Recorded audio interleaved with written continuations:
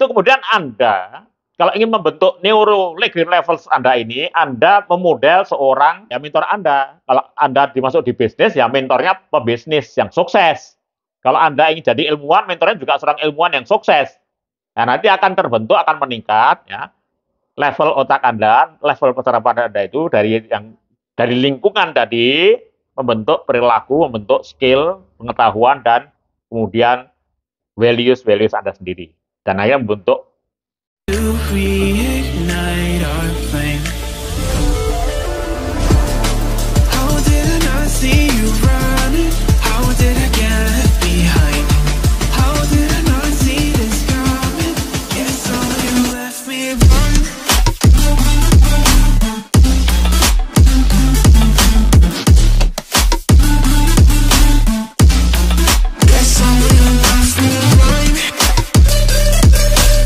Assalamualaikum warahmatullahi wabarakatuh. Hai guys, ketemu lagi dengan saya, Trainer Amir Faisal.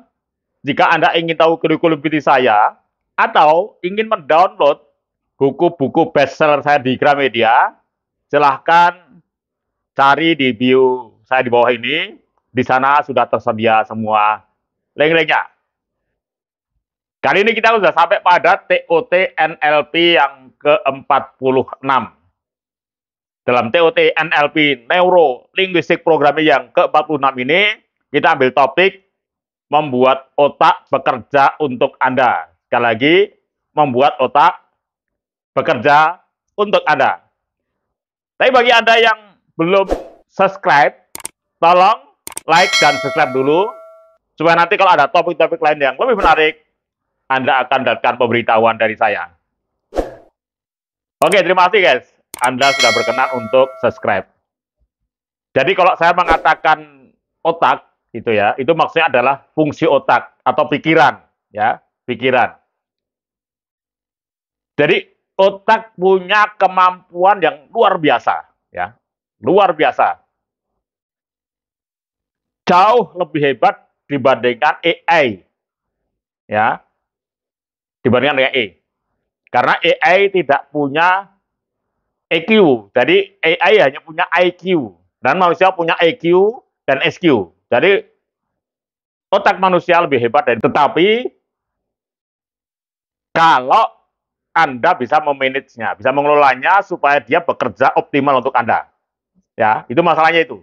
Nah, oke, maka di sini akan saya berikan 5 cara untuk mengoptimalkan mendayagunakan otak Anda. Ya. Yang pertama, daya gunakan pikiran bawah sadar. Dan di pikiran kita ini ada dua macam belief, ya. Belief konstruktif dan belief dekonstruktif.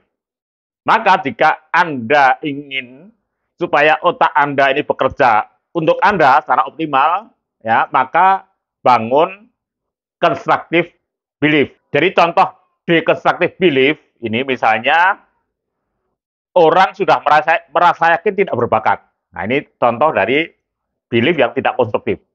Kemudian merasa tidak mampu, belum dicoba sudah mengatakan tidak mampu, tidak bisa. Nah, itu dekonstruktif. Minder, pesimistis dan sebagainya. Nah, kalau constructive belief ini kebalikannya.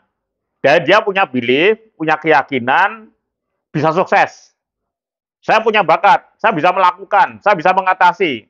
Saya optimis. Ini adalah contoh dari constructive belief. Ya. Yang ke-1. Yang kedua, kalau Anda ingin agar otak Anda bekerja untuk Anda, ya, selain juga Anda punya constructive belief, juga biasakan good habit. Ya. Apa good habit itu? Itu adalah gini. Jadi habit itu perilaku yang dilakukan secara berulang-ulang tanpa melalui proses berpikir. Ya, jadi sudah jadi kebiasaan habit itu. Ya, nah ini maka biasakanlah habit-habit yang good habit. Ya, contohnya misalnya disiplin. Ya, sudah dengan sendirinya otomatis dia jadi orang itu disiplin, tepat waktu, efisien, tekun, gitu ya. Nah, ini adalah sebuah good habit.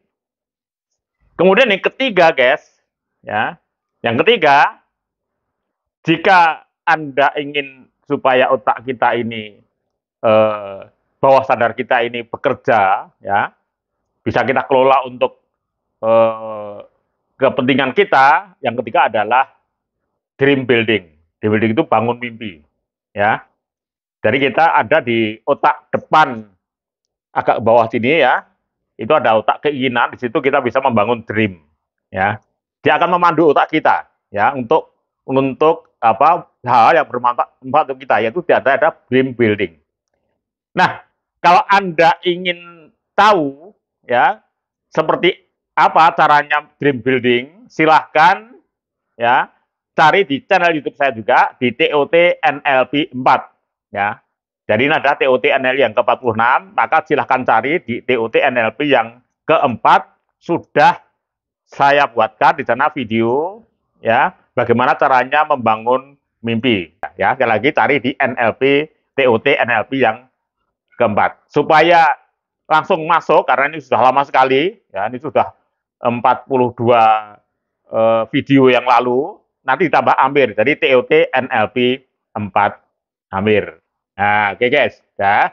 Jadi adalah cara pertama supaya otak kita bekerja untuk kita, ya, mengoptimalkan pikiran bawah sadar atau subconscious dan unconscious, ya. Sekarang bagian yang kedua, ya. Bagian yang kedua, cara membuat otak kita, ya, bekerja secara optimal, ya, untuk kepentingan kita.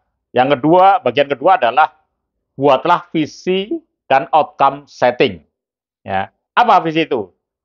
Visi itu adalah gambaran ideal yang ingin dicapai, yang ingin kita capai di masa depan.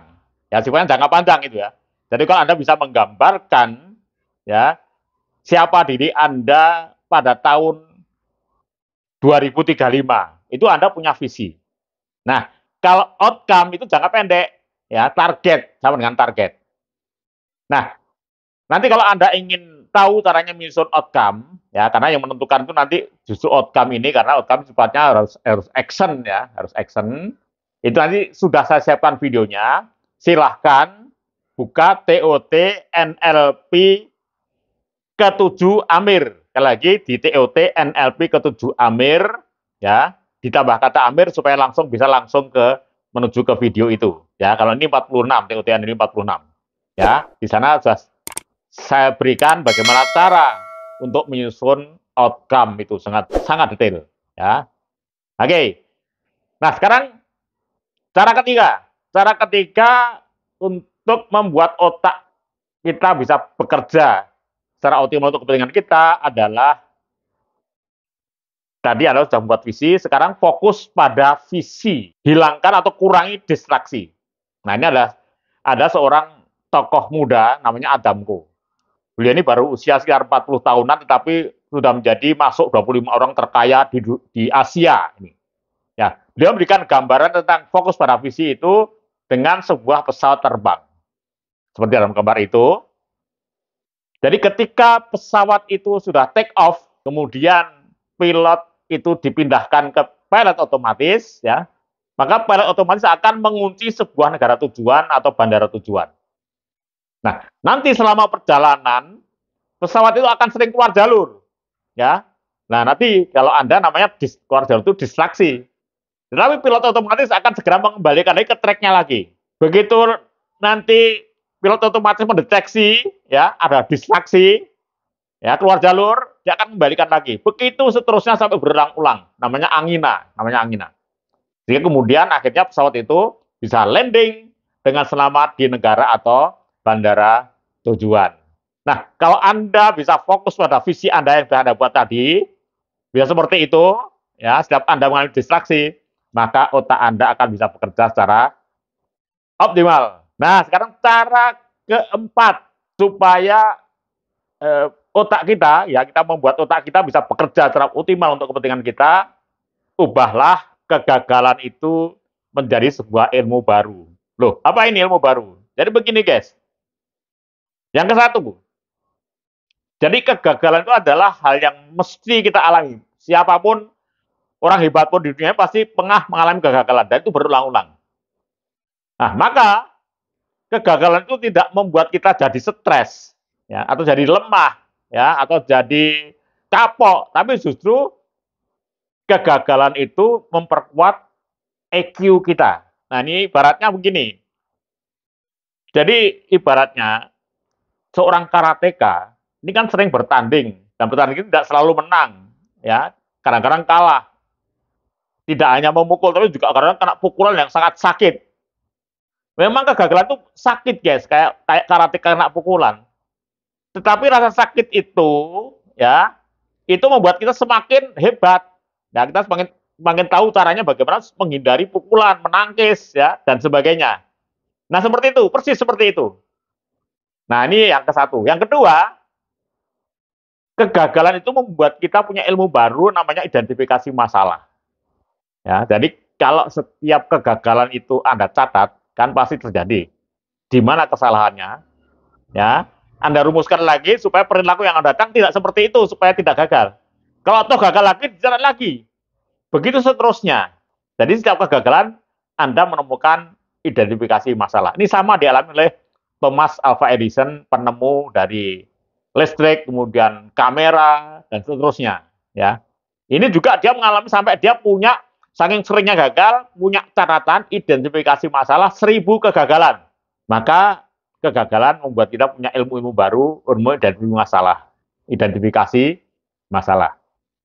Oke, sekarang cara kelima supaya otak, ya, kita membuat otak kita bekerja optimal untuk kita adalah kita naikkan neurological levels kita.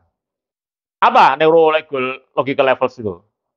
Neurological levels ini mengacu pada sistem proses berpikir, ya, proses berpikir pesarafan kita. Jadi ketika kita berpikir itu sarapan kita bekerja saling buat sambungan, ya, itu ada prosesnya.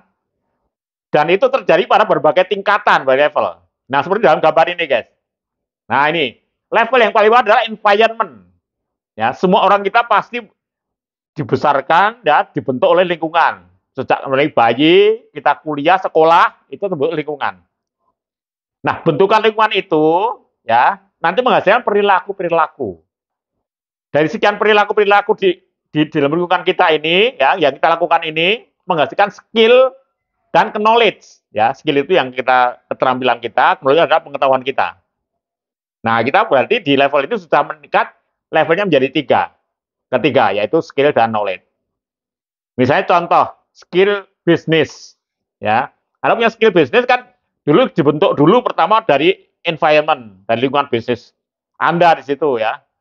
Anda belajar pada bos Anda belajar pada klien Anda, belajar pada, ya, semua orang yang masuk dalam komunitas bisnis itu. Akhirnya Anda punya perilaku bisnis tertentu dan Anda punya skill bisnis. Nah, skill dan pengetahuan bisnis itu setelah Anda lakukan, itu akan melahirkan values. Contoh tadi, kegagalan tadi. Anda dalam bisnis sering kali gagal. Ternyata gagal, coba lagi, gagal lagi, akhirnya sukses. Nah, ada keyakinan dalam Anda, dalam pikiran Anda, ya. Oh, ternyata gagal tidak ada. Ya, adanya adalah tadi identifikasi masalah.